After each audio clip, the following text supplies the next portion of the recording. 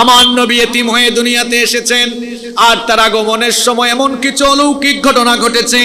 রাসূলের মা আমেনা বলছেন, যখন আমার ঘরে শিশু মুহাম্মাদুর রাসূলুল্লাহ, আমরা বলি সাল্লাল্লাহু আলাইহি ওয়াসাল্লামের জন্ম হলো, আমি নজর করে দেখলাম একটা আলো আমার পুরো ঘরটাকে আলোকিত করে দিয়েছে। নবীজির জন্মের সময় এমন হয়েছে, রাসূলের মা আমিনা বলছেন, আমি নজর করে দেখলাম একটা নূর দেখলাম, যে নূরের মাধ্যমে আমি লক্ষ্য করে দেখলাম একেবারে ওই নূর সিরিয়া এলাকার প্রাসাদগুলো পর্যন্ত আলোকিত করে দিয়েছিল। আল্লাহু আকবার। আমার নবীর জন্মের সময় পারস্যের সম্রাট কিসরার রাজপ্রাসাদে একটা ভয়াবহ ভূমিকম্প হয়েছিল। সেই ভূমিকম্পে রাজপ্রাসাদের 14টি গম্বুজ পর্যন্ত ভেঙে চুরে চূর্ণ বিচূর্ণ হয়ে গিয়েছিল। আল্লাহু আকবার। এই যেন উত্তলকতাপূর্ণ সমাজে নবুয়তের সূর্যোদয়ের আগাম সংবাদ।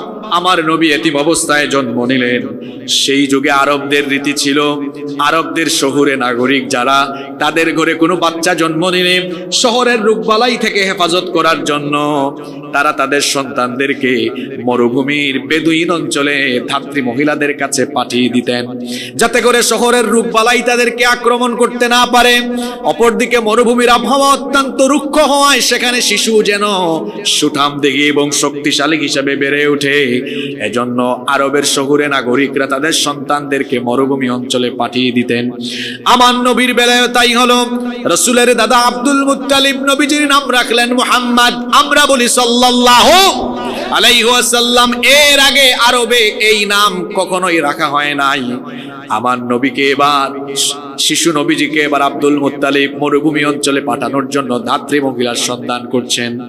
এতিম বাচ্চা দেখে কম পারিশ্রমিক পাবে, এজন্য কোনো ধাত্রী মহিলা নিতে চায় না।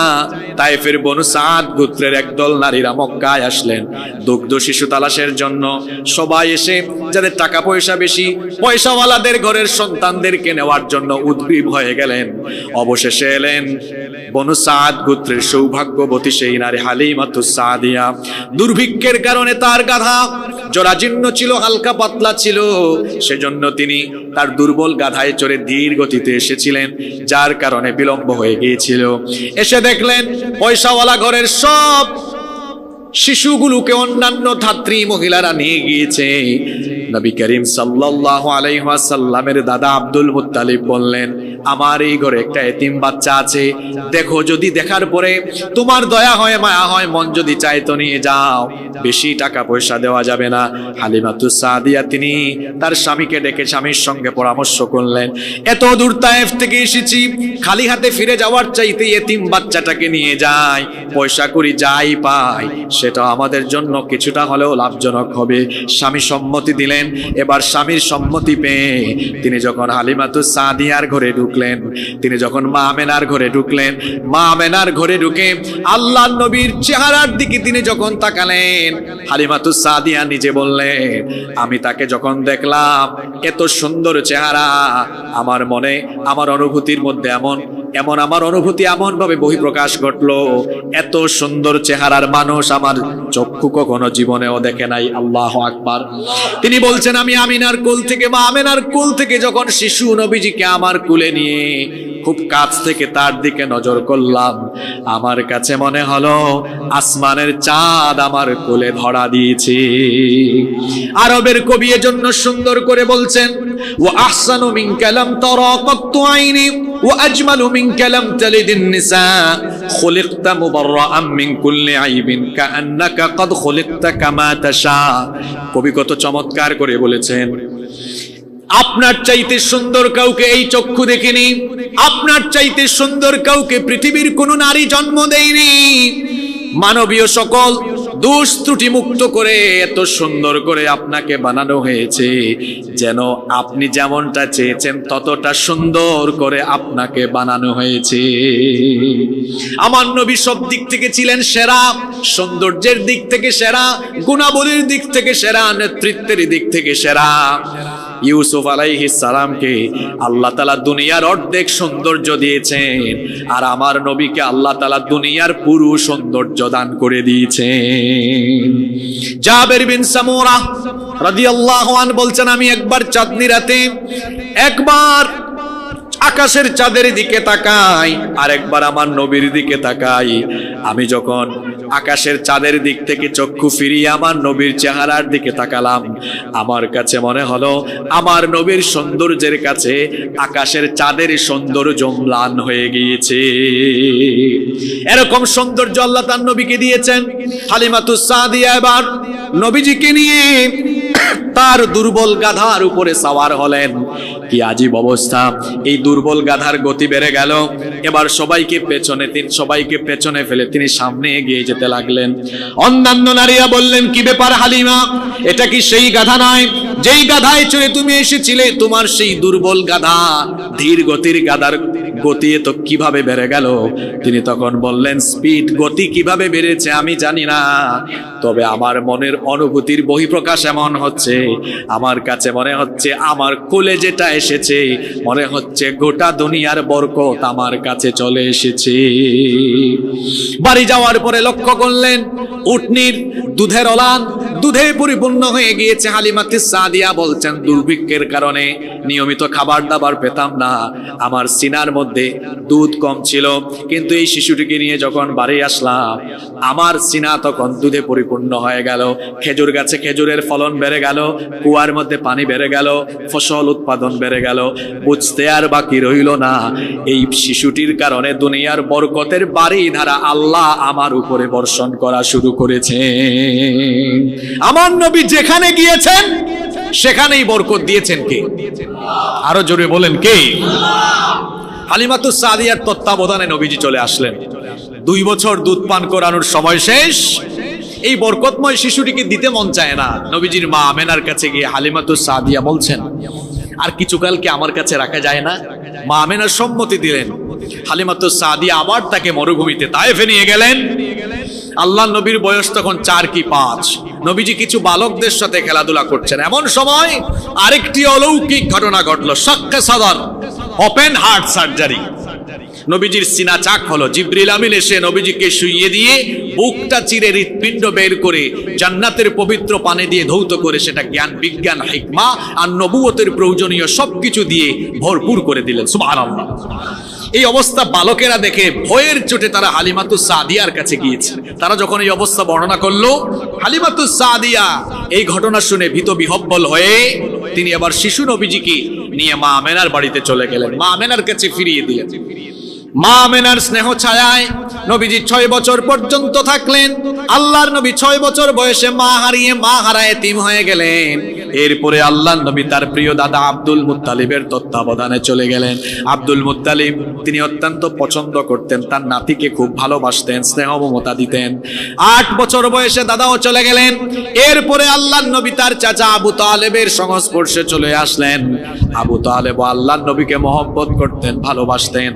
আল্লাহর নবীর বয়স যখন 12 কি 13 বছর, তখন আল্লাহর নবী তার চাচা আবু তালেবের সাথে সিরিয়ায় ব্যবসায়িক কাফেলার সাথে গমন করেছেন। সিরিয়ার সীমান্তবর্তী এরিয়া বুসরার কাছে তিনি যখন গেলেন, এক খ্রিস্টান পাদ্রী, তার নাম বুহায়রা, দূর থেকে সে লক্ষ্য করলো একজন বালককে দেখা যায়। ওই বুহায়রা পাদ্রী লক্ষ্য করলো, ওই বালকটিকে লক্ষ্য করে সে সেই বালকের কাছে গিয়ে বলল, এই বালকের পরিচয় কি? আবু তালেব বললেন, এই বালক হলো আমার ভাতিজা। তখন বুহায়রা পাদ্রী বলল, এই বালক সাধারণ কোনো বালক নয়, এই বালক সাধারণ কোনো বালক নয়। আমি নজর করে দেখছিলাম, সে যখন আসতেছিল সকল প্রস্তর পাথর এবং বৃক্ষরাজি তাকে সালাম দিয়ে দিয়ে তাকে সাজদা করছিল। আল্লাহু আকবার। নবী রাসূল ছাড়া পাথর এবং গাছ কাউকে সালাম দেয় না, সাজদাও দেয় না। বুহায়রা বলল, আমি নজর করে দেখছিলাম, এই বালকটি যখন আসতেছিল আমি নজর করে দেখলাম আকাশের মেঘখণ্ড তাকে ছায়া দিচ্ছিল। বললেন, আপনার ভাতিজাকে এখনই মক্কায় পাঠিয়ে দেন, যদি সিরিয়ায় নিয়ে যান ইহুদিরা খবর পায় হত্যার ষড়যন্ত্র করতে পারে। নবীজির চাচা আবু তালেব নবীজিকে মক্কায় পাঠিয়ে দিলেন। আল্লাহর নবী মক্কার পরিবেশে বড় হয়ে উঠছেন। চরিত্র হলো এমন, তিনি কাউকে কষ্ট দেন না, কষ্ট পান, কষ্ট কাউকে দেন না, দুঃখ পান, দুঃখ দেন না। মুচকি হেসে মার্জিত ভাষায়, নরম এবং কোমল ভাষায় মানুষের সাথে কথা বলেন। বাল্যকাল থেকেই আমার নবীর স্বচ্ছতা, আমানতদারিতা, বিশ্বস্ততা, চারিত্রিক মাধুর্যতায় গোটা আরব জাহানের প্রত্যেকটি কাফের মুশরিক পাগল পারা মুগ্ধ এবং বেকুল হয়ে গেল। আল্লাহ নবী লক্ষ্য করলেন এমন এক জাহেলি সমাজ, এখানে কোনো সততা নাই, নীতি নাই, ইনসাফ নাই, হানাহানি, গুত্রে গুত্রে কাটাকাটি, মারামারি, খুনাখুনি, রক্তারক্তি, লুটপাট, দুর্নীতি, চতুর্দিকে খুন খারাপি, গুম, নারীর প্রতি বৈষম্য, নারীদেরকে জন্ম নেওয়ার পরেই হত্যা, কন্যা জীবন্ত হত্যা করা। গোটা আরব সমাজে এই রকম কার্যপ্রলাপ, জুলুম আর জুলুম, সবলেরা দুর্বলের উপর জুলুম করে। এই অবস্থা লক্ষ্য করে আল্লাহর নবী তার তারুণ্যের সময়ে, তার যৌবন বয়সে তিনি একটি সংগঠন প্রতিষ্ঠা করলেন। সেই সংগঠনের নাম হলো হিলফুল ফুজুল। আল্লাহর নবী তারুণ্যের বয়স থেকেই তিনি পেশায় মনোযোগী হয়ে গেলেন।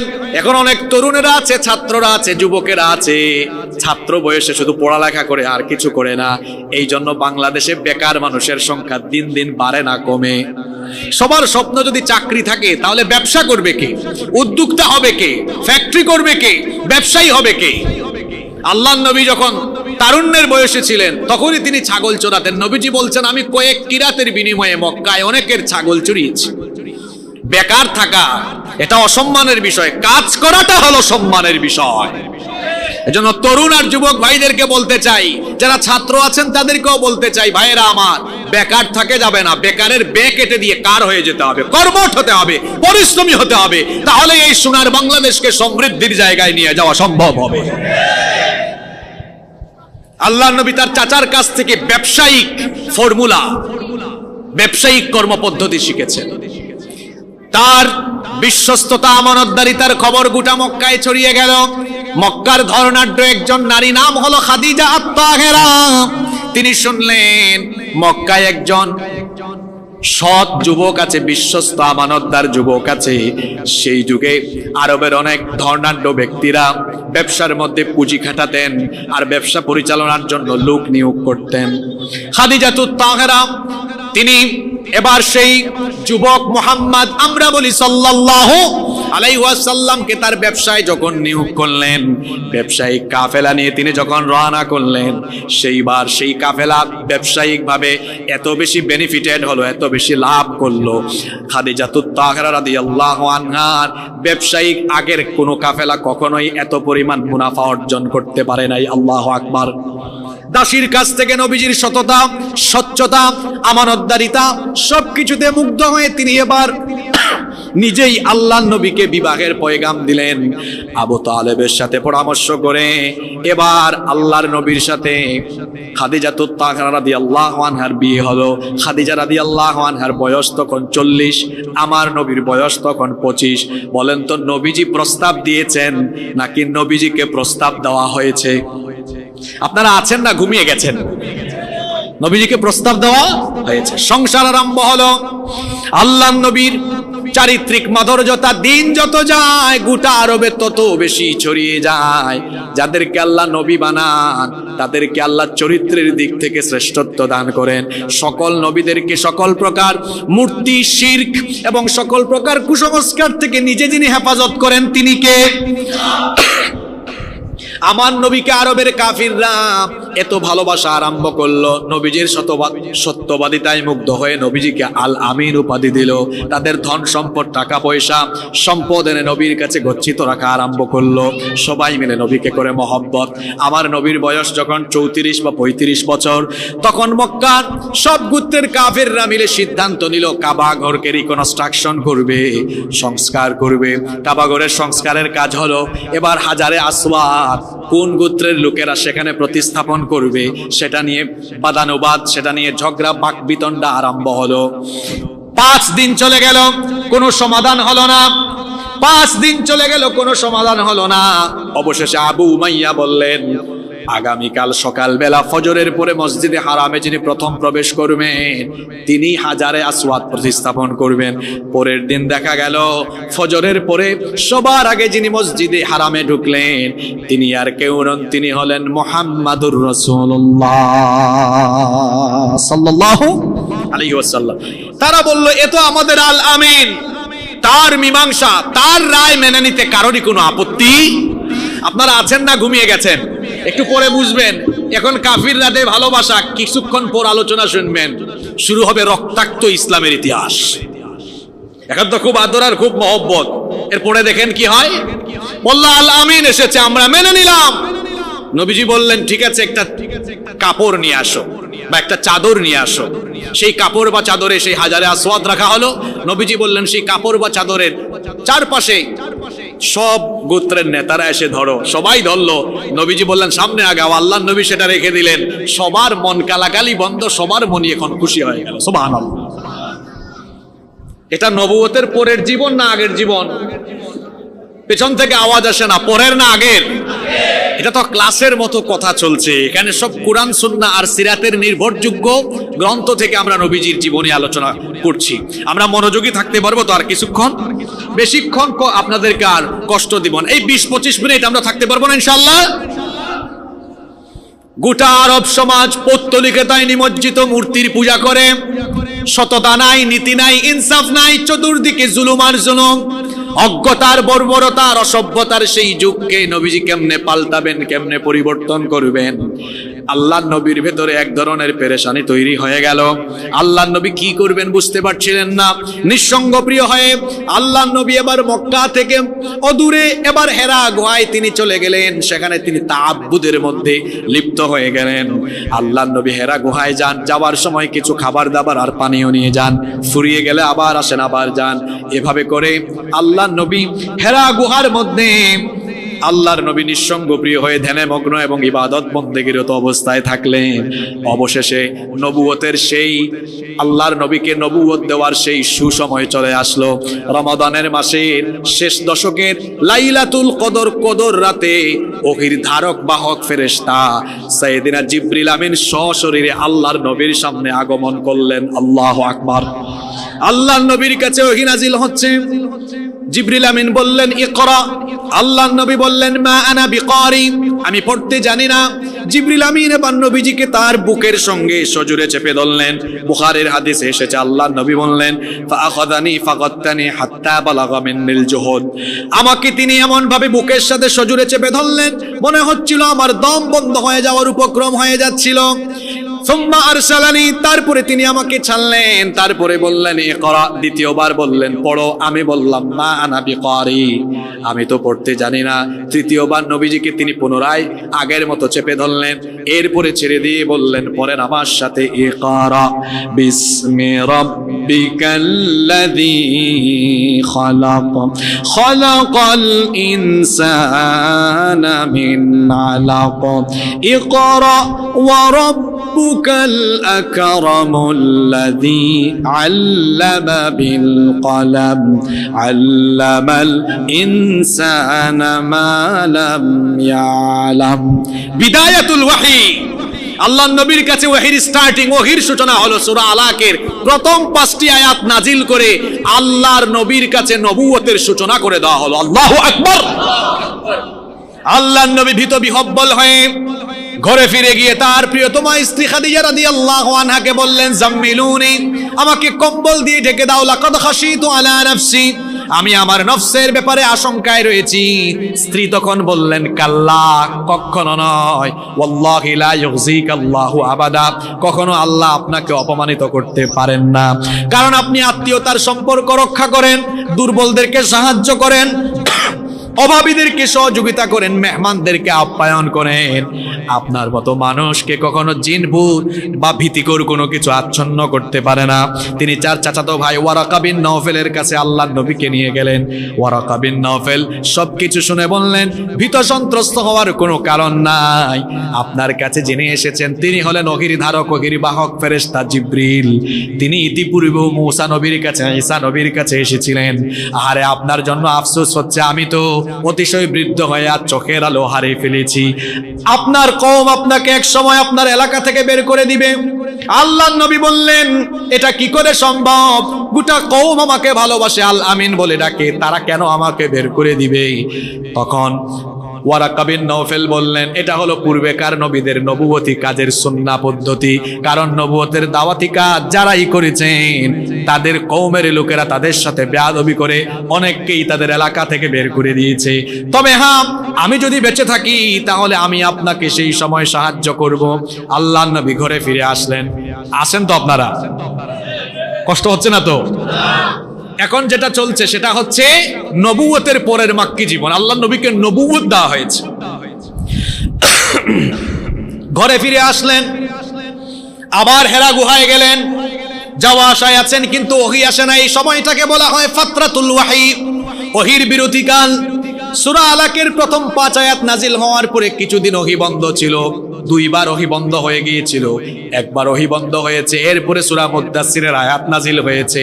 আর একবার ওহী বন্ধ হওয়ার পরে সূরা দুহা নাজিল হয়েছে। ওহী বন্ধ, আল্লাহর নবী হেরা গুহায় যাওয়া আসা করেন, ওই ফেরেশতা আসেন না, ওহী নাজিল হয় না। আল্লাহর নবীর পেরেশানি বেড়ে গেল। আল্লাহর নবী মনে মনে ভাবছেন, আমার পক্ষ থেকে কি কোনো ত্রুটি বা দুর্বলতার প্রকাশ পেল নাকি? কেন আমার কাছে আর ওহী আসে না? অবশেষে একদিন তিনি হেরা গুহা থেকে নেমে আসতেছেন। হঠাৎ করে আওয়াজ শুনতে পেলেন, কে জানি তাকে ডাকছেন। ডান দিকে তাকালেন, কাউকে দেখলেন না। বাম দিকে তাকালেন, কাউকে দেখলেন না। পিছন দিকে তাকালেন, কাউকে দেখলেন না। সামন দিকে তাকালেন, দেখলেন সেই ফেরেশতা যিনি হেরা গুহায় এসেছিলেন তিনি সশরীরে আগমন করেছেন। লক্ষ্য করে দেখলেন আসমান জমিনের মাঝখানে বিশাল একটা কুরসি, চেয়ারের মধ্যে সেই ফেরেশতা আসীন হয়ে আছেন। আল্লাহু আকবার। আল্লাহর নবী আবারও ভীত হয়ে বাড়িতে গিয়ে তার স্ত্রীকে বললেন, জাম্মিলুনি, কম্বল দিয়ে ঢেকে দাও। এখানে আল্লাহর নবীর সম্মানের দিকে আপনি চিন্তা করেন। আল্লাহর নবীকে যখন একটা কম্বল বা চাদর দিয়ে আবৃত করে রাখা হলো, আল্লাহ তাআলা তখন সূরা মুদ্দাসসির নাজিল করলেন, ইয়া আইয়ুহাল মুদ্দাসসিরু কুম ফাআনযির ওয়া ربك فكبر وثيابك فطهر والرجز فهجر ولا تمنن تستكثر ولربك فاصبر। আল্লাহ বললেন, হে মুদ্দাসসির, হে চাদর আবৃতকারী, খেয়াল করে দেখেন, কোরআন পড়লে আপনি দেখবেন, কোরআন গবেষণা করলে দেখবেন, আল্লাহ তার নবীকে যখনই ডাক দেওয়ার দরকার হয়েছে, নবুয়ত কিংবা রিসালতের বিশেষণকে বিশেষায়িত করে সম্বোধন করেছেন। আল্লাহ ডাক দিয়েছেন ইয়া আইয়ুহান নাবিয়্যু, অথবা বলেছেন ইয়া আইয়ুহার রাসূলু। অন্য সব নবীকে আল্লাহ নাম ধরে ডেকেছেন, ইয়া আদম, ইয়া ইয়াহইয়া, ইয়া যাকারিয়া, ইয়া মূসা, ইয়া ঈসা, সবাইকে আল্লাহ নাম ধরে ডেকেছেন। আমার নবীকে নাম ধরে ডাকেন নাই। যখন ডাকার দরকার হয়েছে ইয়া আইয়ুহান নাবিয়্যু, ইয়া আইয়ুহার রাসূলু। আবার মাঝে মাঝে আল্লাহ অবস্থা বুঝে ব্যবস্থা নিয়েছেন। আমার নবী চাদর আবৃত হয়ে আছেন, আল্লাহ ডাক দিলেন ইয়া আইয়ুহাল মুদ্দাসসির, নাম ধরে বলেন নাই হে মুহাম্মদ, বরং আল্লাহ বলেছেন হে চাদর আবৃতকারী। আল্লাহু আকবার। কত সম্মান আমার নবীকে দিয়েছেন কে? কম উঠুন, ফাআনযির, অতঃপর মানুষকে সতর্ক করুন। ওয়া রাব্বাকা ফাকাব্বির, আপনার রবের শ্রেষ্ঠত্ব বর্ণনা করুন। ওয়া সিয়াবাকা ফাতাহির, আপনার পোশাককে পবিত্র করুন। ওয়ার রুজা ফাজুর, পবিত্রতা পরিহার করুন। ওয়ালা তামনুন তাস্তাকবির, অধিক লোভের জন্য অধিক পাওয়ার আশায় দান করবেন না। ওয়ালি রাব্বিকা ফাসবির, আর আপনার রবের জন্য ধৈর্য ধারণ করুন।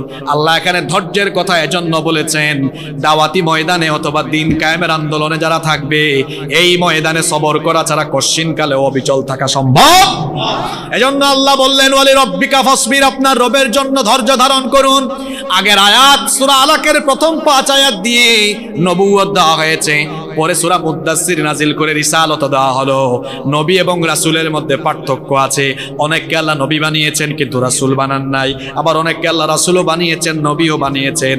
আর আমার নবীকে আল্লাহ তাআলা নবীও বানিয়েছেন, রাসূলও বানিয়েছেন, পাশাপাশি ইমামুল আম্বিয়া ওয়াল মুরসালিন, সকল নবী এবং রাসূলদের নেতা বানিয়েছেন।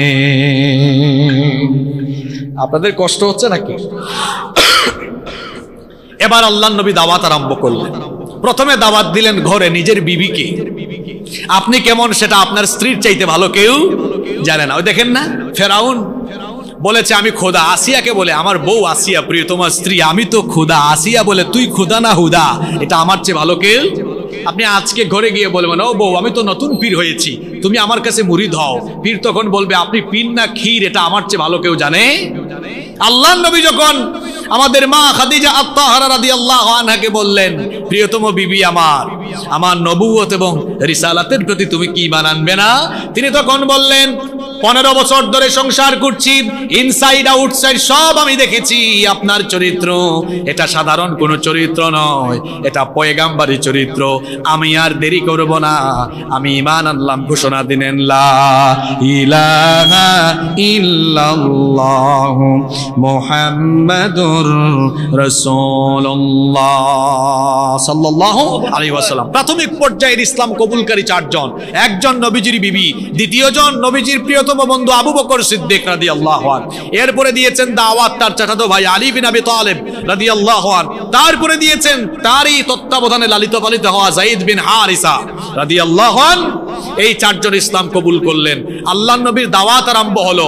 নবুয়তের প্রথম 3 বছরের দাওয়াত চলল গোপনে গোপনে, ইন্ডিভিজুয়াল, ব্যক্তি কেন্দ্রিক। কথা বুঝে থাকলে বলেন, নবুয়তের প্রথম 3 বছরের দাওয়াত গোপনে না প্রকাশ্যে? জোরে বলতে হবে, গোপনে না প্রকাশ্যে? সামাজিকভাবে সমাবেশ করে করে না ব্যক্তিতে ব্যক্তিতে? গোপনে গোপনে দাওয়াতি কাজ করছেন। কিছুদিন পরে জিবরিল আমিন এসে আল্লাহর নবীকে ওযুর নিয়ম পদ্ধতি শিখালেন, সালাত আদায়ের নিয়ম পদ্ধতি শিখালেন। সূরা ফাতিহা নাজিল হয়ে গেল। প্রাথমিক পর্যায়ে মুসলমানদের উপরে 2 বেলা নামাজ দেওয়া হয়েছিল, সকাল বেলা এবং সন্ধ্যা বেলা। এভাবে মুসলমানরা গোপনে গোপনে সালাত আদায় করতেন। সালাতের মাধ্যমে আর নবীজির কাছ থেকে পাওয়া তালিমের মাধ্যমে আল্লাহর নবীর সাহাবীরা নিজেদেরকে ওহীর দীক্ষায় দীক্ষিত করার সুযোগ পেয়েছিলেন। এইভাবে করে 3টি বছর গোপনে গোপনে দাওয়াত চলল। 3 বছর পরে আল্লাহ ওহী নাজিল করলেন। আল্লাহ তাআলা বললেন, ওয়া আনদির আশীরাতাকাল আকরাবিন ওয়াখফিদ জানাহাকা লিমান ইত্তাবাআকা মিনাল মুমিনিন ফাইন আসাউকা ফাকুল ইন্নী বারীউম মিম্মা তা'মালুন ওয়া আনদির আশীরাতাকাল আকরাবিন।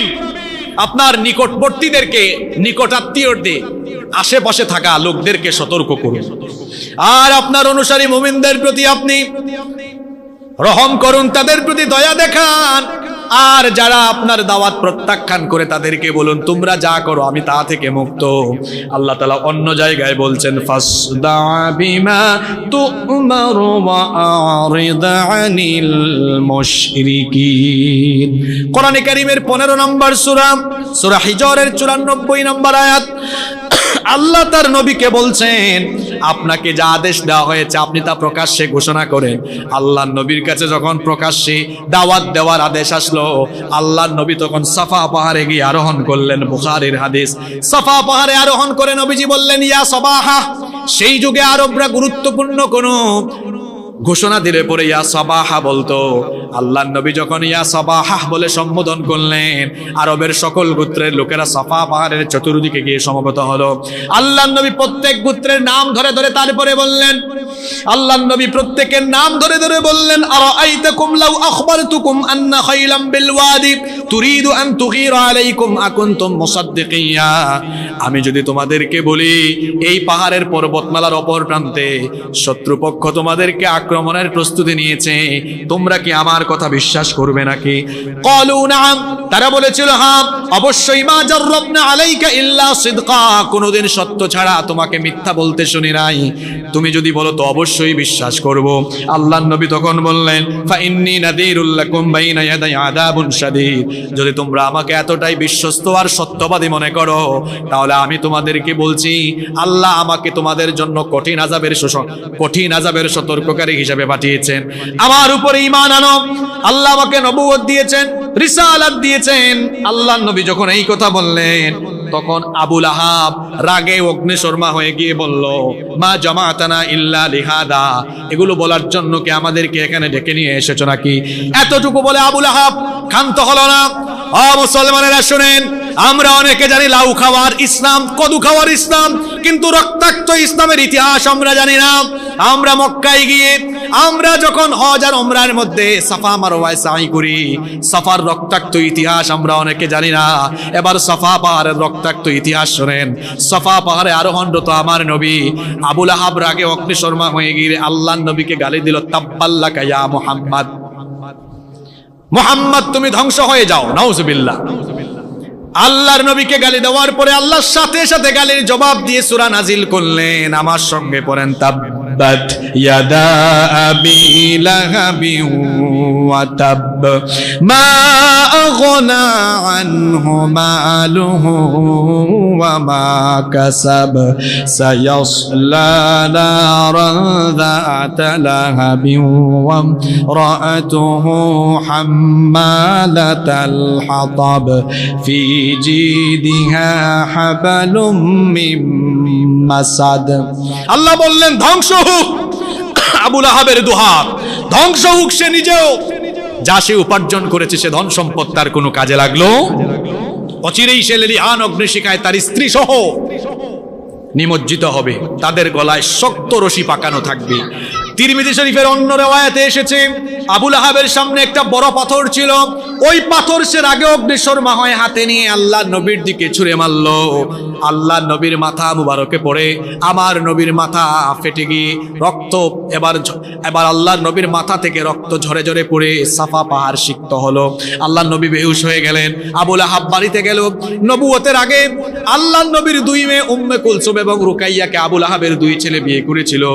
আবু লাহাব বাড়িতে গিয়ে সে বলল মুহাম্মদ, আমরা বলি সাল্লাল্লাহু আলাইহি ওয়াসাল্লাম, সে আমাদের বাপদাদার ধর্মের বিরুদ্ধে দাওয়াত দেওয়া আরম্ভ করেছে, আমাদের মধ্যে ফিতনা লাগিয়ে দিয়েছে, তার দুই মেয়েকে তোমরা তালাক দিয়ে বাড়িতে রেখে আসো।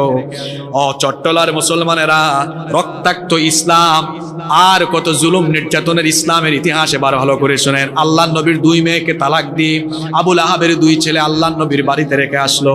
তখনও আল্লাহর নবীর মাথা মুবারক থেকে রক্ত ঝরছিল। আল্লাহর নবী তারপরেও তার দাওয়াতি কার্যক্রম থামান নাই। আল্লাহর নবীর এই দাওয়াতি কার্যক্রম থামানোর জন্য কাফেররা এবার কিছু অপকৌশল, কিছু অপচেষ্টা, তারা কিছু কলা কৌশল ষড়যন্ত্র আরম্ভ করলো। এখন এগুলো বলতে গেলে লম্বা সময় লাগবে, সংক্ষিপ্ত করে মুখতাসার করে বলছে। এক নম্বরে আল্লাহর নবীর কথা যেন মানুষ না শুনে তারা সামাজিকভাবে রাষ্ট্রীয়ভাবে ট্যাগ লাগিয়ে দিল। আল্লাহর নবীকে গালি দিল কাযযাব, মাজনুন, কাহিন, শাইর। আল্লাহর নবীকে জাদুকর, কবি, গণক, মিথ্যাবাদী, এ ধরনের বিভিন্ন ভাবে তারা আজে বাজে গালিগালাজ আরম্ভ করলো। শুধুমাত্র কোরআনের দাওয়াত দেওয়ার কারণে যেই নবীকে তারা আল আমিন বলেছিল সেই নবীকে এবার তারা গালিগালাজ আরম্ভ করেছে। দেখবেন আল্লাহর নবীর তরিকায় আল্লাহর নবীর তরিকায় দাওয়াতি কাজ করলে পরে এই যুগের কোরআন বিরোধীরাও আরো আপডেট গালিগালাজ করে।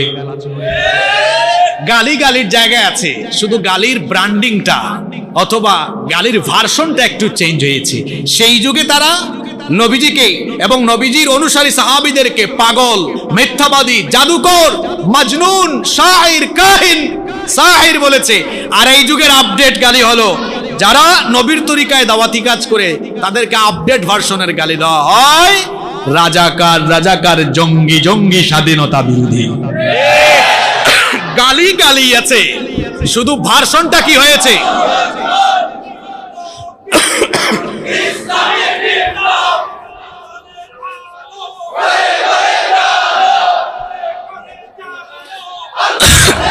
তারা ভেবেছিল আল্লাহর নবীকে যদি তারা গণক হিসাবে, কবি হিসাবে, মিথ্যাবাদী হিসাবে সমাজে সবার কাছে এটা ছড়িয়ে দিতে পারে, লোকজন আল্লাহর নবীর কথা শুনবে না।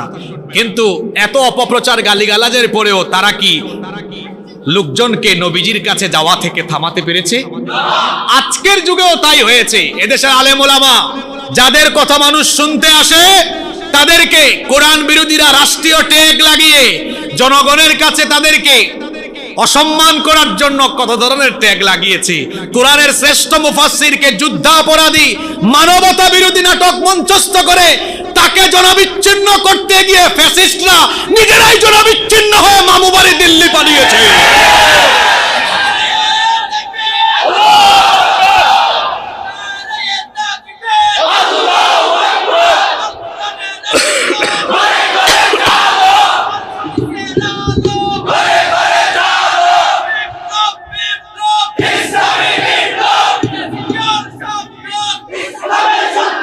কষ্ট হচ্ছে না তো আপনাদের? সময়ের দিকে আমার খেয়াল আছে, বেশি লম্বা কথা হবে না, আর কয়েক মিনিট মনোযোগী থাকা যাবে না ইনশাআল্লাহ। গালি গালির জায়গায় আছে, দেখেন না আইফোন প্রতি বছর শুধু তার মডেল চেঞ্জ হয়, 11, 12, 13, 14, 15, 16 ভার্সন চেঞ্জ হয়, কিন্তু নাম ঠিকই থাকে। কুরআন বিরোধীদের খাসলত স্বভাবে কি আছে, শুধু ভার্সনটা আপডেট হয়ে হয়ে আসে, ঠিক কি না? এক নাম্বার গালিগালাজ। দুই নম্বরে আল্লাহর নবীর কাছ থেকে মানুষ যেন কোরআন শুনতে না পারে, সেই জন্য যেখানেই নবীজি কোরআন প্রচার করতেন, তেলাওয়াত করতেন, সেখানেই তারা হাঙ্গামা লাগাতো, সেখানেই তারা বিশৃঙ্খলা লাগাতো। এক কুখ্যাত কুরাইশ ব্যবসায়ী কাফের, নাম তার নজর বিন হারেস, সেই ইরাকের হীরা এবং আরো কিছু দেশ সফর করে রোম পারস্য সম্রাটদের রুস্তম ইসফিন্দারের কাহিনী মুখস্থ করে এসেছিল।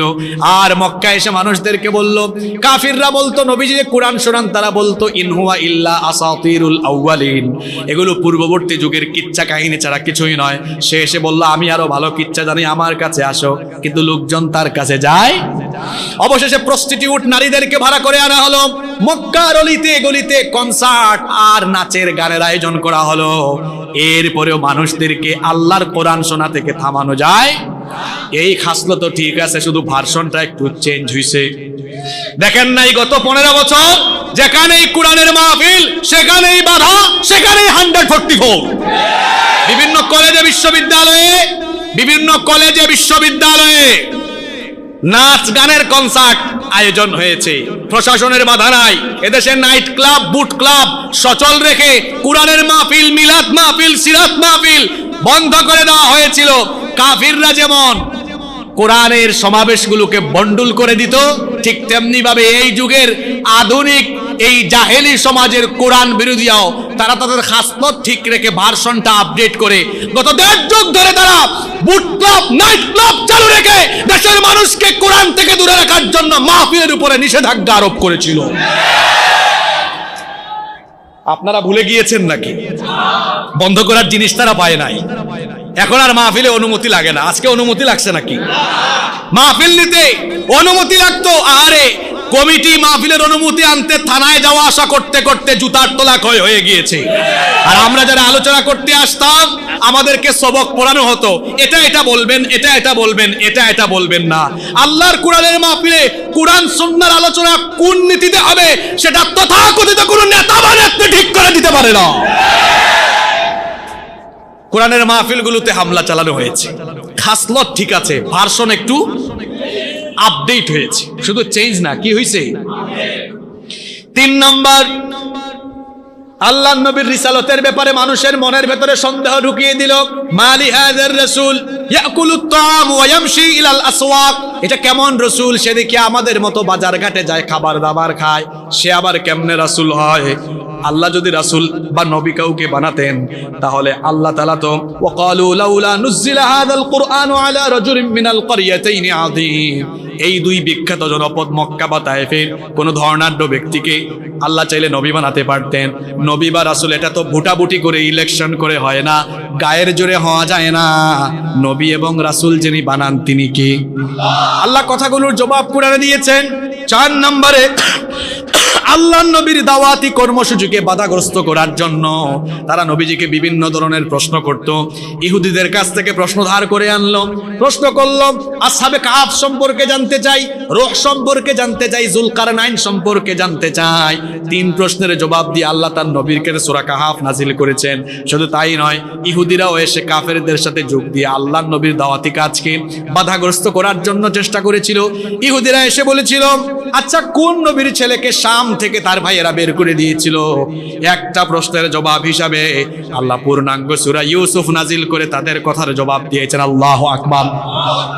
শুধু তাই নয়, ইহুদিদের কুমন্ত্রণায় মক্কার কাফেররা বলেছিল, মুহাম্মদ, আমরা বলি সাল্লাল্লাহু আলাইহি ওয়াসাল্লাম, তুমি যদি নবী হয়ে থাকো তো আসমানের চাঁদকে দুই টুকরা করে দেখাও, আমার নবীর মুজিজা দেখেন। তারা যখন এই কথা বলল, আল্লাহর নবী চুপচাপ।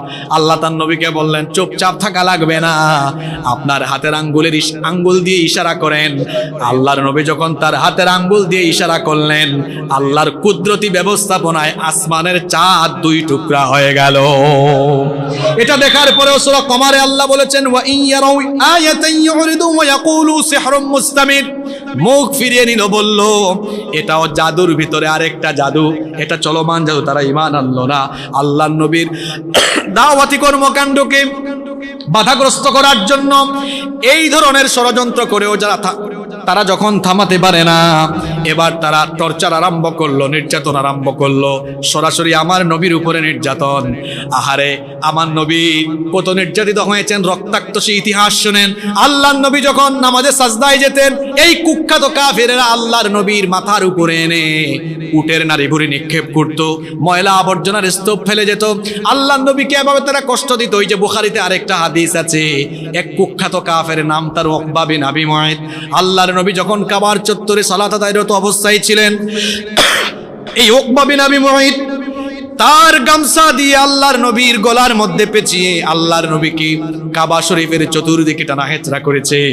সাইয়েদনা আবু বকর রাদিয়াল্লাহু আনহু এই দৃশ্য দেখলেন। এই দৃশ্য দেখে তিনি ওই কাফের থেকে আল্লাহর নবীকে হেফাজত করলেন।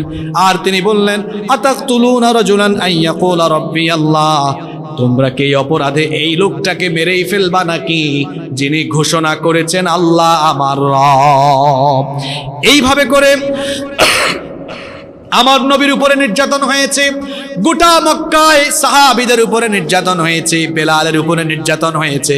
সেগুলা বলতে গেলে লম্বা কাহিনী। খাব্বাবের উপরে হয়েছে, আম্মারের উপরে হয়েছে, ইয়াসিরের উপরে হয়েছে, সুমাইয়ার উপরে হয়েছে। গোটা মক্কায় জুলুম নির্যাতনে যখন সাহাবায়ে কেরাম জুলুম নির্যাতনের জাতাকুলে পিষ্ট, এমন সময় দুর্বল মুসলমানদের একটি অংশকে আল্লাহর নবী হাবশায়, আবিসিনিয়ায়, বর্তমান ইথিওপিয়ায় হিজরতের উদ্দেশ্যে পাঠিয়ে দেন। এটা ছিল মুসলমানদের প্রথম হিজরত। মদিনায় হিজরত করার আগে মুসলমানদের একটি দল সর্বপ্রথম হিজরত করেছে কোথায়? আবিসিনিয়ায়, বর্তমান ইথিওপিয়ায়। হিজরত করেছিল কয়বার? 2 বার। জোরে বলেন কয়বার? 12 জন পুরুষ, 4 জন নারী। এটা নবুয়তের 5ম বছরের কাহিনী। নেতৃত্ব দিয়েছেন নবীজির মেয়ের জামাই উসমান বিন আফফান রাদিয়াল্লাহু আনহু এবং নবী তনয়া রুকাইয়া রাদিয়াল্লাহু আনহা। এরা যখন আবিসিনিয়ায় চলে গেলেন, কাফিররা যদিও ধাওয়া করেছিল বন্দর পর্যন্ত, কিন্তু নাগাল পায় নাই। তারা গিয়ে শুনলেন কিছুদিন পরে নবীজির কাছে সূরা নজম নাজিল হয়েছিল। নবী সূরা নজম তেলাওয়াত করছিলেন। আপনারা অনেকেই আলেমদের কণ্ঠ যখন শুনেন, অনেক আলেমদের কণ্ঠে আল্লাহ এমন সুধা দিয়েছেন, তাদের তেলাওয়াতে কলিজা ঠান্ডা হয় কি হয় না? হারামাইন শরীফাইনে যখন যান, শেখ আব্দুর রহমান আস-সুদাইস, সউদ আশ-শুরাইব, বান্দার বালিলা, ইয়াসির দুসরি যখন তেলাওয়াত করেন, তখন কেমন লাগে আপনাদের? কলিজা ঠান্ডা হয়ে যায় না? কলিজা ঠান্ডা হয়ে যায়। শহীদ আল্লামা দেলাওয়ার হোসেন সাঈদ রাহিমাহুল্লাহ, তিনিই তো প্যারেড ময়দানে 3 দশকেরও বেশি সময় তাফসীর করেছেন। নাহমাদুহু যখন আরম্ভ করেছেন, তখন মানুষের কলিজা ঠান্ডা হয়ে যেত না? তাহলে আলেমদের তিলাওয়াতে যদি সাধারণ পাবলিকের এই অবস্থা হয়, নবীর জবানের তেলাওয়াত যারা সরাসরি শুনেছে তারা কতটা বেকুল হয়েছে, এটা উপলব্ধি করে আপনি কখনো এটা আপনি আপনার ভাবনার ভেতরে আনতে পারবেন না। আল্লাহু আকবার। আল্লাহর নবী তেলাওয়াত করছেন সূরা নজম। কাফিররা তেলাওয়াতে পাগল পারা হয়ে মনের অজান্তে মাথা ঠেকিয়ে দিতে দিতে মাটিতে লুটিয়ে পড়ে সাজদা দেওয়া আরম্ভ করল। আল্লাহু আকবার।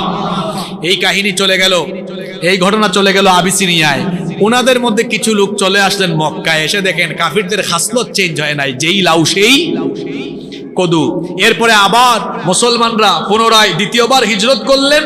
এদের মধ্যে সংখ্যা ছিল, পুরুষের সংখ্যা 82 বা 83, নারীর সংখ্যা ছিল 18 বা 19। এদেরকে ফিরিয়ে আনার জন্য কাফেরদের প্রতিনিধি দল পাঠানো হয়েছিল বাদশা নাজ্জাশীর দরবারে। নাজ্জাশী, এটা লম্বা কাহিনী, উপঢৌকন তাদের কাছ থেকে নেন নাই, মুসলমানদেরকে ফিরায়াও দেন নাই। আল্লাহর নবীর উপরে নিপীড়ন, নির্যাতন আগের চাইতে আরো বেশি বেড়ে গেল। এই কঠিন সময়, দুঃসময়ে আল্লাহর নবী দোয়া করেছিলেন, আল্লাহ আবু জেহেল অথবা ওমর, এই 2 জন থেকে যে কোনো একজনকে ইসলামের জন্য তুমি কবুল করো। কঠিন এই দুঃসময়ে ইসলামের বীর সিপাহ সালার হামজা বিন আব্দুল মুত্তালিব, কালের চলে গেছে মনে হয় না? হ্যাঁ আছে।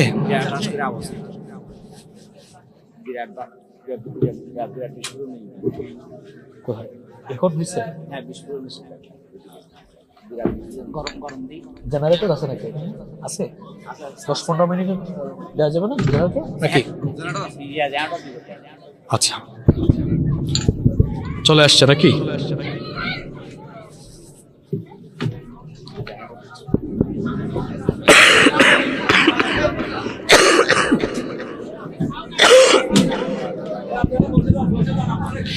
এখানে যারা দাঁড়িয়ে আছেন বসে যান।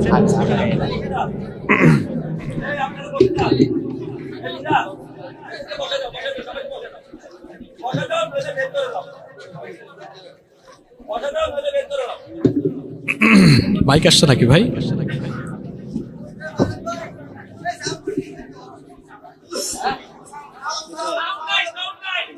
সাউন্ড নাই তো, সাউন্ড আসে নাই এখনো।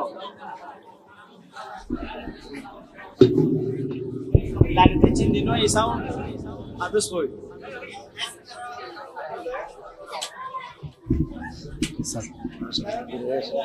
ঠিক আছে স্যার, আমি শেষ করে দিব স্যার।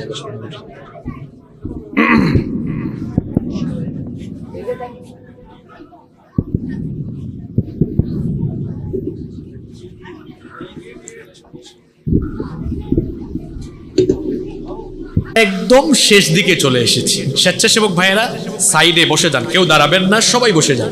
কোথায় ছিলাম?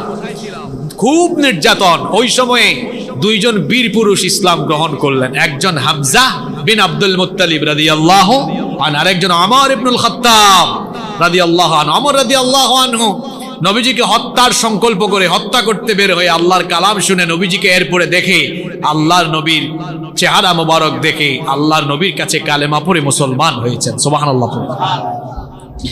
এই দুইজন ইসলাম কবুল করার পর পরিবেশ বদলে যায়। ওমর রাদিয়াল্লাহু আনহু কি বলেন?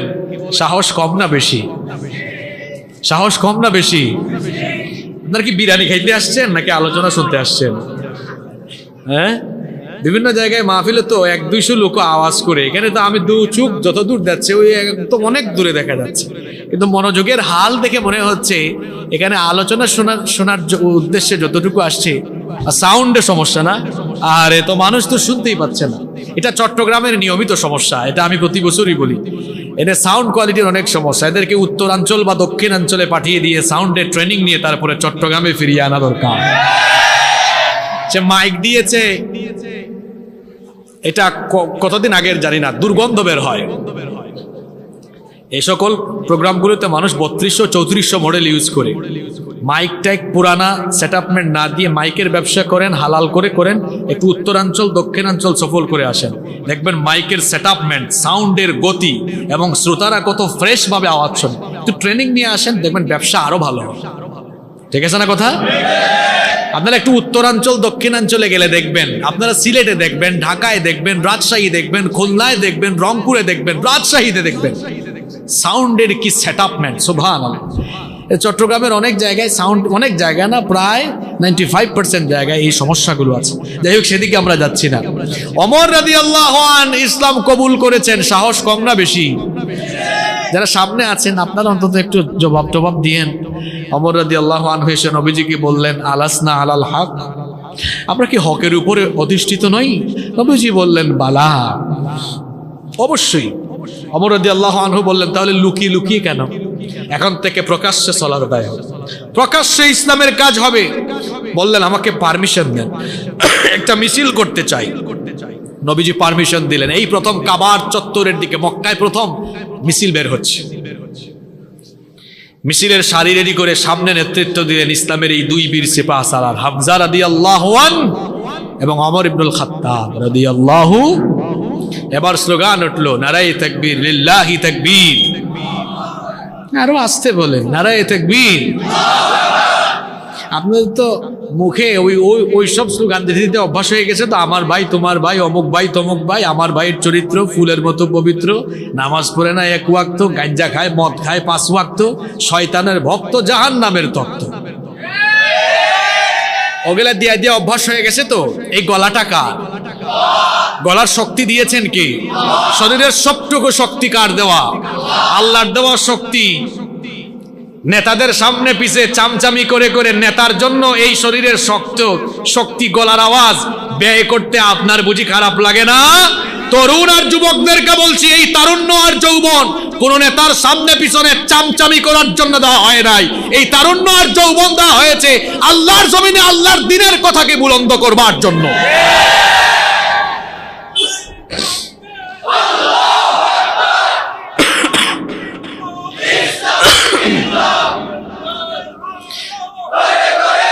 সম্মানিত ভাইয়েরা, কাবার চত্বরে আরবে এই মিছিল নতুন না পুরাতন? পুরাতন কেমনে? নতুন। আবু জেহেল কয়, কি ব্যাপার, আমার নির্বাচনী এলাকায় নতুন নতুন স্লোগান বাইরে দেখে। যে বাইর হয়ে দেখতে গেছে তার মাথা খারাপ। হায় হায় হায়, আমাদের দলের লোক দেখি ওদের দলের সামনের কাতারে। কারেন্ট আসছে? হ্যাঁ, আমার দলের লোক সামনের কাতারে। আবু জাহাল বলল, মানে? কয়, আমাদের সাথে বসতো, আমাদের অমর তো দিকে এখন ওদের কাতারে। আবু জেহেল বের হয়ে দেখে সত্যি তো তাই। ওই দিকে আরেক গ্রুপ মুসলমানদেরকে মারার জন্য রেডি। এখনো দেখবেন ওই যে খাসলত ঠিক আছে, ভার্সন চেঞ্জ হয়েছে। গত 15 বছর আপনারা দেখেছেন অন্য কোনো মিছিলে বাধা নাই, নারায়ে তাকবীর আল্লাহু আকবারের মিছিল হয়েছে যেখানে, তাদের পেটুয়া পুলিশ বাহিনীর গুলি হয়েছে সেখানে। কর্মকাণ্ড ঠিকই আছে, ভার্সন শুধু চেঞ্জ না তো। ওই যে এই দিকের ভাই বেশি মনোযোগী, আপডেট হইছে। কি হইছে? ওরা চাবক পিটা করত, ওরা বুকের উপরে পাথর চাপা দিত, আর এরা আয়না ঘরে বন্দি করে, এরা গুম করে বিচার বহির্ভূত হত্যাকাণ্ড করে। খাসলত ঠিক আছে, ভার্সন শুধু আপডেট হইছে। আবু জেহেল কই, দেখো কারবার, কি সাহস, যা আজকে ওমর মিছিলের সামনে তো শুয়াই ফেলবে। ওমরের সামনে যে যাবে তার বউকে সে বিধবা বানাবে, বাচ্চাদেরকে এতিম বানাবে। যে কাফের মুশরিকরা মুসলমান পাইলেই পিটাইতো, আজ ওমরকে দেখে সবাই ভীত বিহব্বল। মক্কার জমিনে এক নতুন পরিবেশ। আল্লাহু আকবার। কাফেররা যখন দেখলো অবস্থা তো খারাপ, একটু আপোষ করে ফেলি, গিয়ে বলল, আচ্ছা মুহাম্মদ, আমরা বলি সাল্লাল্লাহু।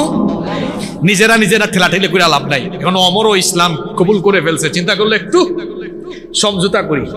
এটা কুরআন বিরোধীদের পুরাতন অভ্যাস। যখন তারা দেখে তাদের পরাজয় নিকটে, তখন তারা বলে, আসেন দরজা খুলে একটু বসি। কথা বুঝেন নাই? ওই যে সিস্টেম ঠিক আছে, শুধু একটু কি হয়েছে, আপডেট হয়েছে। তারা এসে বলল, চলেন আমরা আর দুই পক্ষ সংঘর্ষ না করি। প্রস্তাব নিয়ে আসলো। নবীজি বললেন, কি প্রস্তাব? চলো আমরা একটু ভাগাভাগি করে নেই, তুমি কিছুদিন আমাদের মূর্তির ইবাদত করো, আমরা কিছুদিন তোমার রবের ইবাদত করি, 50-50। আল্লাহ তখন সূরা নাজিল করলেন, নবী কাফেরদেরকে বলেন, এই সূরা আপনাদের মুখস্থ আছে, পড়েন, কুল ইয়া আইয়ুহাল কাফিরুন লা আ'বুদু মা তা'বুদুন ওয়া লা আনতুম আবিদুনা মা আ'বুদ ওয়া লা আনা আবিদুম মা আবাদতুম ওয়া লা আনতুম আবিদুনা মা আ'বুদ লাকুম দীনুকুম ওয়ালিয়াদিন। তিনি বলেছিলেন, বুখারী শরীফে আছে, লাকুম দীনুকুম ওয়ালিয়াদিন। কথা বুঝেন নাই আপনারা? এটা কি বুখারীতে না কুরআনে? এটা পার্লামেন্টে বলা হয়েছে, তো বুখারীতে আছে লাকুম দীনুকুম ওয়ালিয়াদিন। আপনারা ভুলে গেছেন মনে হয়। হ্যাঁ, আবার অপব্যাখ্যা করা হয়েছে, লাকুম দীনুকুম ওয়ালিয়াদিন, ধর্ম যার যার উৎসব সবার। ইন্না লিল্লাহি ওয়া ইন্না ইলাইহি। লাকুম দীনুকুম ওয়ালিয়াদিন, তোমার দিন তোমার, তোমার ধর্ম তোমার, আমার দিন। আল্লাহ নবী বললেন, কোনো আপোষ নাই। শোনো হে কাফেররা, আমি যার ইবাদত করি তোমরা তার ইবাদত করো না, আমি যার ইবাদত করি তোমরা তার ইবাদতকারী নও, তোমরা যার ইবাদত করো আমিও তার ইবাদতকারী। লাভ হইছে? আপোষ প্রস্তাব দিয়ে লাভ হইছে? পরবর্তীতে নিয়ে আসলো লোভনীয় প্রস্তাব। কি প্রস্তাব?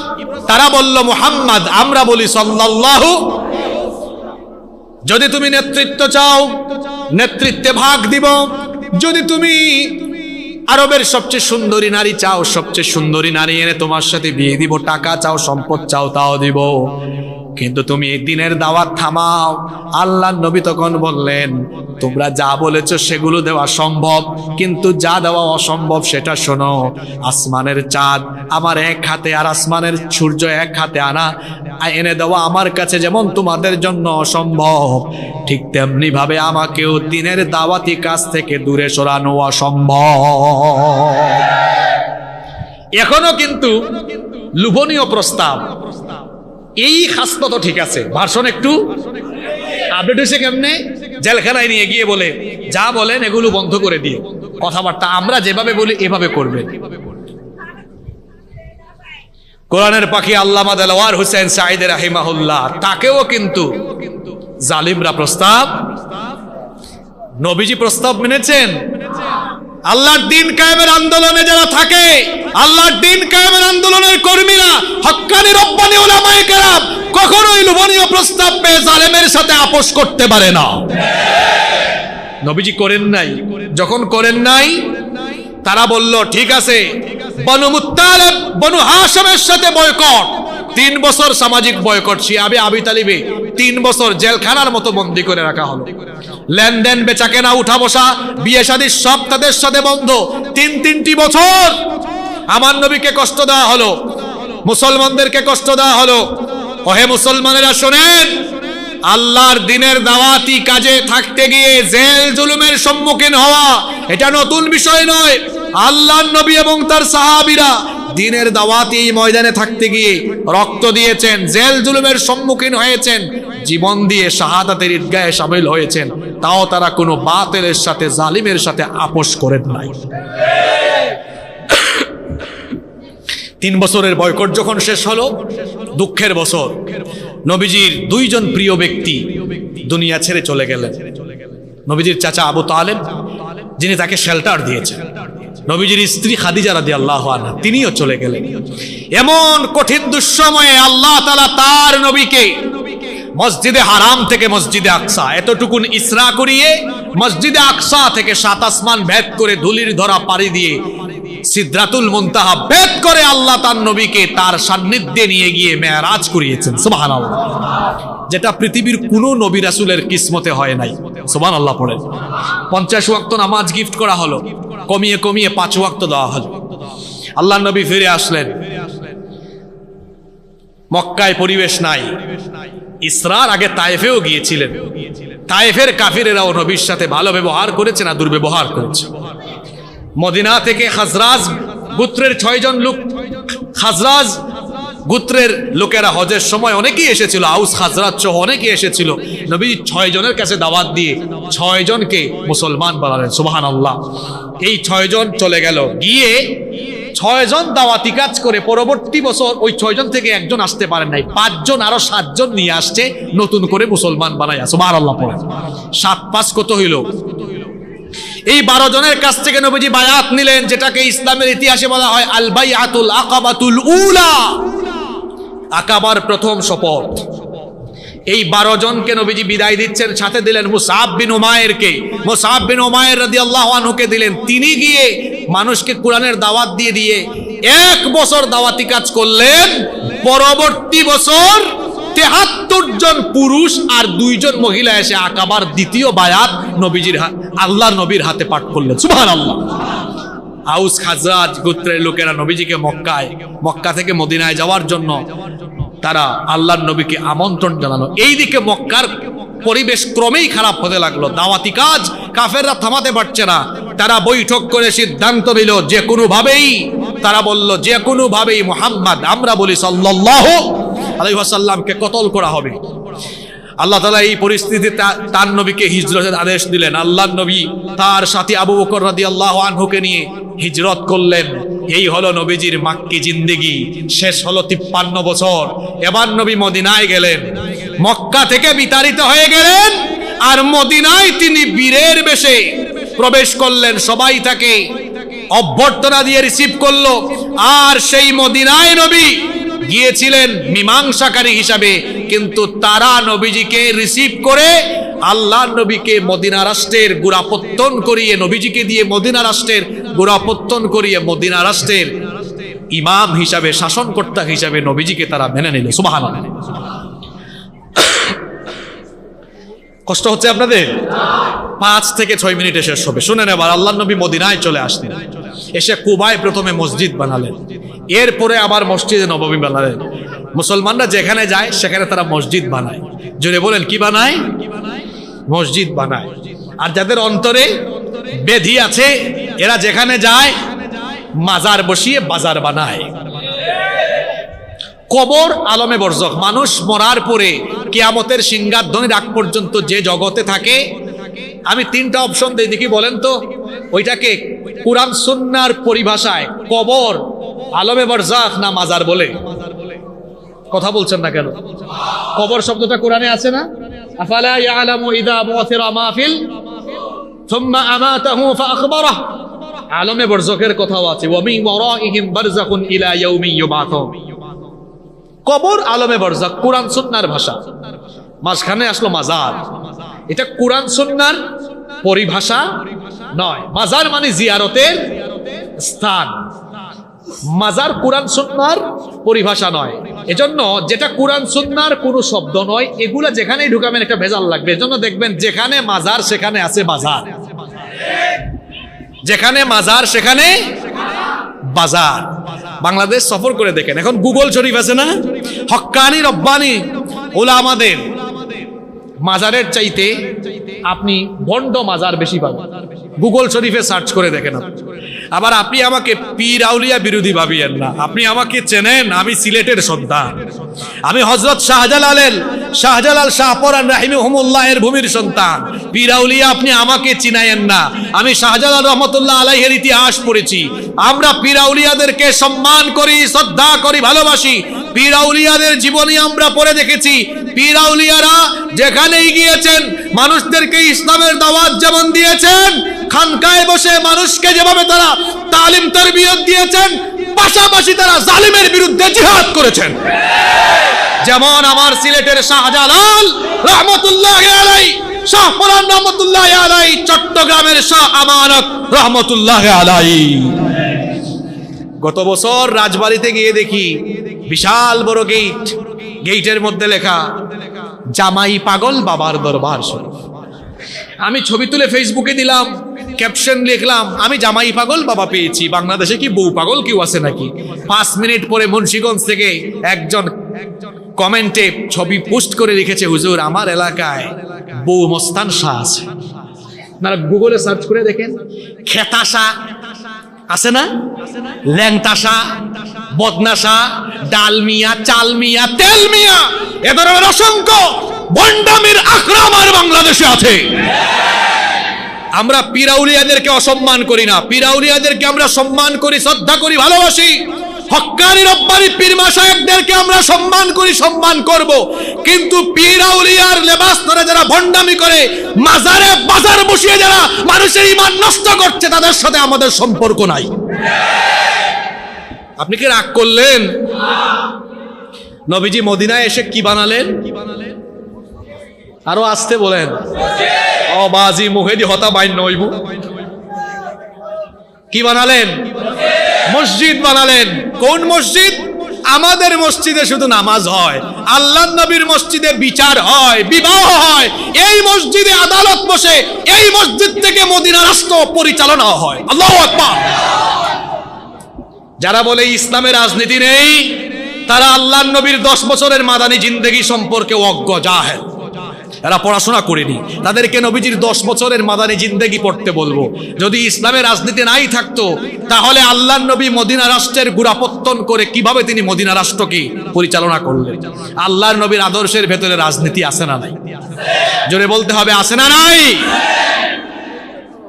আল্লাহর নবী আউস খাজরাজের সবাইকে মিলিয়ে দিলেন, মুসলিম অমুসলিম ইহুদি সবাইকে নিয়ে মদিনা সনদ প্রণয়ন করে এই স্বাধীন সার্বভৌম মদিনা রাষ্ট্রের গোড়াপত্তন করলেন। ওইদিকে কাফেরদের জ্বালা যন্ত্রণা বাড়ে না কমে?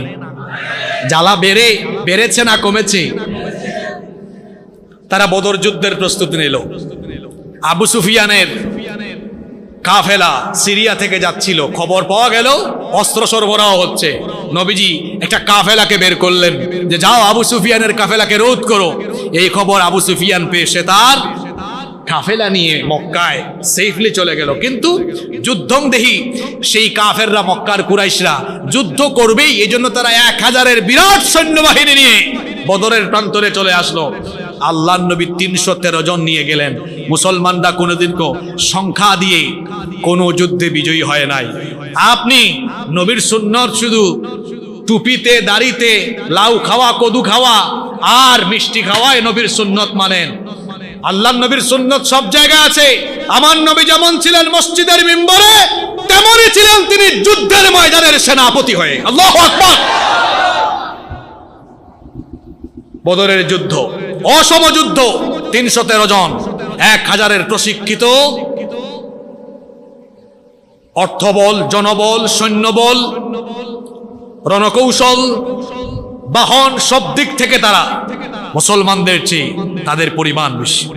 আল্লাহ তাআলা ফেরেশতা পাঠিয়ে মুসলমানদেরকে বিজয় দান করলেন। সুবহানাল্লাহ। সেই যুদ্ধে আবু জেহেল পর্যন্ত নিহত হয়েছে এবং আবু জেহেলকে বড় কোনো যোদ্ধা আবু জেহেলকে খতম করে নাই। 2 কিশোর মুআজ আর মুআওয়াজ এই আবু জেহেলকে জাহান্নামে পাঠিয়ে দিয়েছে। আল্লাহু আকবার। বড় বড় স্বৈরাচারেরা ছোট ছোট জিনিসের মাধ্যমে তাদের পতন হয়েছে। ফেরাউনকে লোহিত সাগরের পানি দিয়ে, নমরুদকে কি দিয়ে? ভালো মশা না তো, প্রতিবন্ধী মশা, ল্যাংরা মশা। আর আবু জেহেলকে ছোট ছোট বাচ্চা। আমার দেশেও যে স্বৈরাচার জাতির ঘাড়ে চেপে বসেছিল, রাষ্ট্রীয় বাহিনীকে পেটুয়া বাহিনীতে পরিণত করে, আর ওইদিকে মিডিয়াকে হলুদ বানিয়ে দিয়ে রক্ষা পায় নাই। কে জানতো এই ছাত্র জনতা আবাবিলের ভূমিকায় অবতীর্ণ হয়ে তাদেরকে তাদের মামু বাড়িতে পাঠিয়ে দিবে। তবে এখন আন্দোলনের ওনারশিপ নিয়ে কামড়াকামড়ি চলছে। এগুলো হচ্ছে অতি আবেগ। আপনারা আমাকে বলেন, আল্লাহ তাআলার সাহায্য যদি না থাকতো তাহলে কি এই জালেম থেকে বাংলাদেশের মানুষ নাজাত পেত? ইতিপূর্বে তো আপনারা বহু খেলা দেখাই ফেলছেন। ঈদের পরে হবে, আগামী মাসে, সামনের মাসে হবে। কত খেলা দেখাইলেন, পারলেন না। এই আন্দোলনের ওনারশিপ নিয়ে কামড়াকামড়ি করিয়েন না। এটা ছিল গণবিপ্লব। এটা এমনি এমনি হয় নাই। দীর্ঘ 15-16 বছর। এটা কিভাবে হয়েছে শুনেন। এটা হয়েছে অনেক মজলুমদের চোখের পানি, অনেক স্বামীহারা বিধবা নারীর চোখের পানি, আয়না ঘরে বন্দী থাকা অনেক মজলুমের আর্তনাদ হাজারি, অনেক মানুষের রক্ত, কোরআনের পাখি শহীদ আল্লামা দেলোয়ার হোসেন সাঈদীর শাহাদাত, ইসলামী আন্দোলনের শীর্ষ নেতৃত্বের শাহাদাত, অসংখ্য ছাত্র জনতার রক্ত আর জীবন, এই সব কিছুর সংমিশ্রণে ফ্যাসিবাদ বিরোধী আওয়াজ উঠে একটি গণবিপ্লব, গণবিস্ফোরণে রূপান্তরিত হয়েছিল। একাকী ক্রেডিট নিয়ে এই শান্ত পরিবেশকে অশান্ত করে দিতে যায়। আল্লাহ এটা বুঝার তৌফিক দান করেন। বদরে মায়ের খাইয়া কাফেররা পালালো, প্রতিশোধ নিতে পরের বছর উহুদে আসলো। মুসলমানরা প্রাথমিক পর্যায়ে বিজয়ী হয়ে গিয়েছিলই, কিন্তু তীরন্দাজদের অসতর্কতার কারণে, গাফলতির কারণে এই যুদ্ধতে পরবর্তীতে মুসলমানরা কিছুটা বিপর্যস্ত হয়, কিন্তু অমীমাংসিত থেকে যায়। এরপরে আবার খন্দক যুদ্ধ হয়, খন্দকেও কাফেররা পরাজিত হয়। মদিনায় ধীরে ধীরে ইসলামী রাষ্ট্র শক্তিশালী হয়ে উঠছে। ওইদিকে মুনাফিকরা, ইহুদিরা ষড়যন্ত্র আরম্ভ করল। আল্লাহর নবী ইহুদিদেরকে মদিনা থেকে বিতাড়িত করলেন। ধীরে ধীরে মদিনা ধীরে ধীরে শক্তিশালী রাষ্ট্রে পরিণত হচ্ছে। আল্লাহর নবী স্বপ্নে দেখলেন তিনি মাথা মুন্ডন করছেন। এটা হজ আর উমরার কাজ। নবীজি সাহাবীদেরকে বললেন, আমরা এখন উমরা করতে যাব। 1400 সাহাবী নিয়ে নবীজি হুদাইবিয়া নামক প্রান্তরে পৌঁছালে কুরাইশরা বাধা দিল। সেখানে হুদাইবিয়ার সন্ধি হলো। সেই সন্ধি অনুযায়ী বলা হলো, আপনারা এবার ফিরে যান, পরবর্তী বছর এসে আপনারা উমরা করবেন। আর রক্তারক্তি, মারামারি, একটা যুদ্ধবিরতি দেওয়া হলো।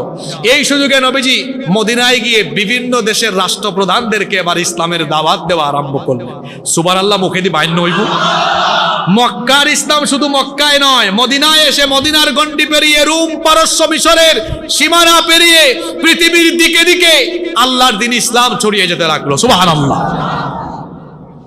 2 বছর যেতে না যেতেই কাফিররা হুদাইবিয়ার সন্ধিকে ভঙ্গ করে ফেললো। আল্লাহর নবী তখন 10,000 সাহাবী নিয়ে মক্কা অভিমুখে রওনা করলেন। রক্তপাতহীন ভাবে আল্লাহর নবী গোটা মক্কা বিজয় করে ফেললেন। সুবহানাল্লাহ পড়ে। যে মক্কা থেকে কাফিররা নবীজিকে বের করে দিল, সেই মক্কায় এবার ইসলামের পতাকা উঠছে পৌত্তলিকতার কবর দিয়ে। এবার যেই মক্কার জমিনে সাহাবীদের রক্ত ঝরেছে, যেই মক্কায় সাহাবীদেরকে শহীদ করা হয়েছে, সেই মক্কার জমিনে ইসলামের পতাকা উড্ডীয়ন হয়েছে। সুবহানাল্লাহ। যেখানেই শহীদের রক্ত ঝরে, সেখানেই ইসলাম, আল্লাহর দ্বীন কায়েমের জন্য সেই জমি উর্বর হয়ে যায়। এরপরে ধীরে ধীরে আরো কয়েক বছর পরে নবীজি ওফাত করলেন। এই যে আল্লাহর নবীর বৈপ্লবিক জীবন আমরা সংক্ষিপ্ত সময়ে জানলাম, এখান থেকে আমরা কি জানলাম? আসেন 2 মিনিটে মেসেজ দিয়ে আমরা এরপরে শেষের দিকে যাব, শেষ করে দিব ইনশাআল্লাহ। 40 বছর পর্যন্ত নবীজির ব্যাপারে কাফিরদের কোনো বাধা বিঘ্নতা আছে? জোরে বলতে হবে, আছে? 40 বছরের পর থেকে বাধা বিঘ্নতা কেন? দাওয়াতি কাজের কারণে। আর আল্লাহর নবী যখন দাওয়াতি কাজ আরম্ভ করেছেন, তখন কি কাফেররা ফুলের মালা দিয়েছে, নাকি আল্লাহর নবী এবং সাহাবীদেরকে আক্রমণ করেছে? আল্লাহর নবী 13 বছর মানুষ তৈরি করেছেন। এই শেষ কথাটা ভালো করে শোনেন। কথায় আছে, শেষ ভালো যার সব ভালো। 13 বছর আল্লাহর নবী জুলুম নির্যাতন সহ্য করে মানুষ তৈরি করেছেন, মানব সংস্কার। এই বাংলাদেশে এখন আপনারা সবাই বলছেন আমরা এই রাষ্ট্রকে সংস্কার দেখতে চাই। এই বিশ্বের সর্বশ্রেষ্ঠ সমাজ এবং রাষ্ট্র সংস্কারক ছিলেন মুহাম্মাদুর রাসূলুল্লাহ সাল্লাল্লাহু আলাইহি ওয়াসাল্লাম। তিনি এমন এক অসভ্য বর্বর সমাজে এসেছিলেন, যেই সমাজের মানুষের মধ্যে নীতি নৈতিকতা ছিল না, যেই সমাজের মানুষের মধ্যে শৃঙ্খলা ছিল না। তারা খুনাখুনি, রক্তপাত, হানাহানি, মারামারি, কাটাকাটিতে নিমজ্জিত ছিল। আল্লাহর নবী ওহির দীক্ষা এদেরকে দীক্ষিত করলেন। ওহির সংস্পর্শে এই মানুষগুলো যখন আসলো, আল্লাহর নবী যখন ওহির শিক্ষা দিলেন, এই মানুষগুলোকে ওহি দিয়ে আল্লাহর নবী এমন ভাবে সংস্কার করলেন, যারা ছিল সেরা সেরা চোর এবং ডাকাত, ওহির সংস্পর্শে এসে তারা চোর ডাকাত হওয়ার পরিবর্তে হয়ে গেল মানুষের মাল সম্পদের পাহারাদার। সুবহানাল্লাহ। যারা ছিল নারীর ইজ্জত লুণ্ঠনকারী, কোরআনের সংস্পর্শে এসে তারা হয়ে গেল নারীর ইজ্জতের হেফাজতকারী। সুবহানাল্লাহ। তাহলে আল্লাহর নবী রাষ্ট্র সংস্কার আগে করেছেন না মানুষ সংস্কার আগে করেছেন? ইউনূস সাহেবের এই সরকার কিয়ামত পর্যন্ত রাষ্ট্র সংস্কার করতে পারবে না। আমি চ্যালেঞ্জ করে বলে দিলাম, যদি না আগে এই রাষ্ট্রের মানুষগুলোকে সঠিকভাবে সংস্কার করা না হয়। আপনি বলবেন হুজুর এটা কেমন কথা বললেন? আচ্ছা, রাষ্ট্রের বিভিন্ন সেক্টরে বিভিন্ন পর্যায়ে দায়িত্ব পালন করে কারা? কারা বলেন না কেন? এই রাষ্ট্রের মানুষ। তো এই মানুষগুলোর হৃদয় যদি সংস্কার না হয়, খাসলত যদি সংস্কার না হয়, তাহলে এই চোর, ডাকাত, দুর্নীতিবাজ, অসৎপরায়ণ লোকদেরকে রাষ্ট্রের বিভিন্ন সেক্টরে দায়িত্ব দিয়ে আপনি আমাকে বলেন রাষ্ট্র সংস্কার কি কশ্চিন কালেও সম্ভব? ইউনূস সাহেব, আপনি ছাত্র জনতার রক্তের উপর দিয়ে ক্ষমতা এসেছে, ছাত্র জনতা বসিয়েছে, শহীদদের রক্তের সাথে বেঈমানি করবেন।